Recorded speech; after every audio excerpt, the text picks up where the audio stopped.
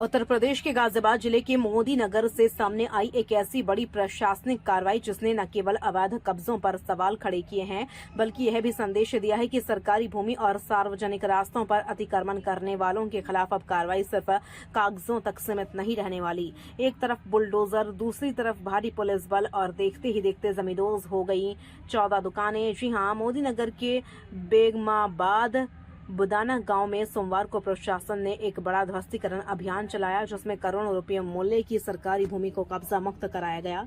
लेकिन सवाल यह है कि ये दुकानें कब बनी, इन पर कार्रवाई क्यों हुई, किसके आदेश पर बुलडोजर चला और आखिर प्रशासन ने इस पूरे मामले में क्या कहा।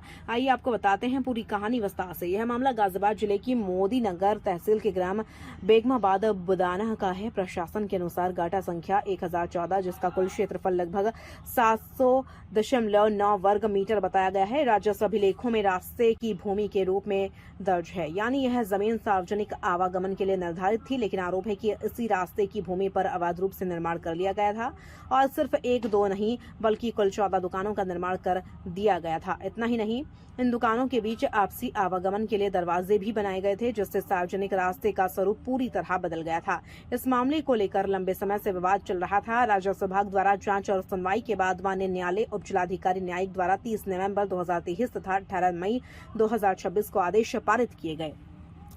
इन आदेशों के अनुपालन में 8 जून 2026 को प्रशासन ने ध्वस्तीकरण की कार्रवाई को अंजाम दिया। सोमवार सुबह मोदी नगर उप जिलाधिकारी के नेतृत्व में प्रशासनिक टीम मौके पर पहुंची। साथ ही मोदी नगर के सहायक पुलिस आयुक्त की निगरानी में भारी पुलिस बल भी तैनात किया गया। प्रशासन पहले से किसी भी प्रकार की अप्रिय स्थिति से निपटने के लिए तैयार था। क्षेत्र में सुरक्षा व्यवस्था कड़ी कर दी गई थी। इसके बाद शुरू हुआ बुलडोजर अभियान।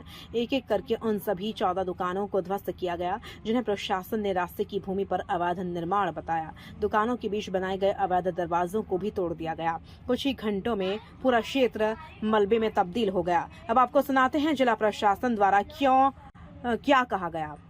बुढ़ाना एक गांव है मोदी नगर तहसील में। वहाँ पे मोहम्मद आरिफ नामक व्यक्ति ने, जो जामा मस्जिद का प्रबंधक है, 14 दुकानें रास्ते की जमीन पे बनाई थी, जिसमें 2020 से मुकदमा चल रहा था।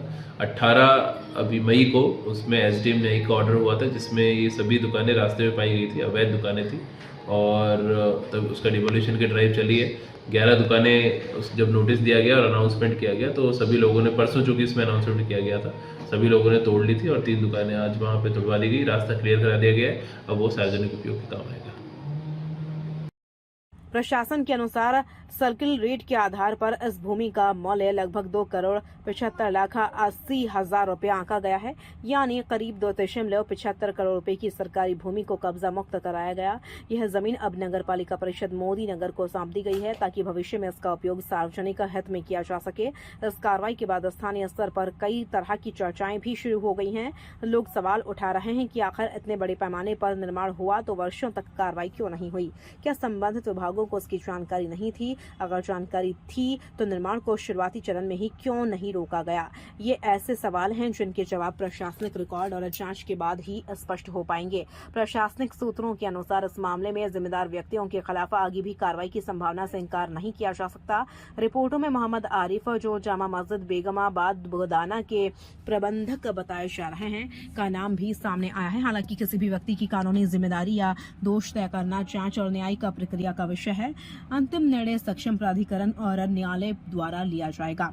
इस पूरे अभियान का एक बड़ा संदेश भी माना जा रहा है। उत्तर प्रदेश में पिछले कुछ वर्षों से अवैध कब्जों और सरकारी भूमि पर अतिक्रमण के खिलाफ लगातार अभियान चलाए जा रहे हैं। सरकारी भूमि, तालाब, चारागाह, सार्वजनिक रास्ते और अन्य सार्वजनिक संपत्तियों को कब्जा मुक्त कराने के लिए विभिन्न जिलों में प्रशासन सक्रिय दिखाई दे रहा है। मोदी नगर की यह कार्रवाई भी उसी श्रृंखला की एक महत्वपूर्ण कड़ी मानी जा रही है। स्थानीय नागरिकों का कहना है कि यदि वास्तव में रास्ते की भूमि पर अवैध कब्जा किया गया था तो उसका हटना आवश्यक था। वहीं कुछ लोगों का मानना है कि ऐसे मामलों में प्रशासन को समय रहते कार्रवाई करनी चाहिए ताकि बड़े निर्माण खड़े ही ना हो सकें।